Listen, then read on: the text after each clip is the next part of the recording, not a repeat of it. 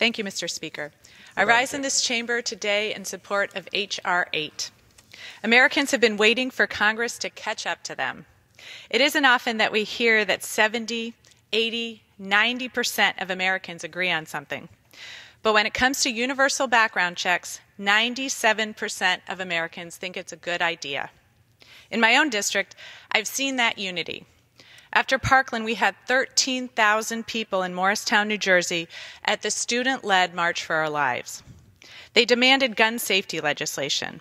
And after the horrific shooting at the Tree of Life Synagogue, members of the community came together to denounce gun violence.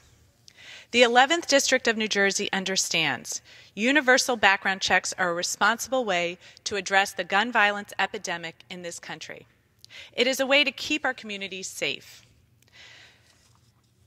And here in New Jersey, we know that successful, responsible gun ownership looks a lot like the legislation we have on the books. We have good gun safety laws, but they are constantly undermined by states with weak gun safety laws. As a federal prosecutor, I worked on cases where we traced illegal guns to neighboring states with weak gun safety laws. That's why it's so important that we have stronger federal safety laws. Gun violence is a national problem and it deserves a national response. Mr. Speaker, I grew up in a culture of gun safety.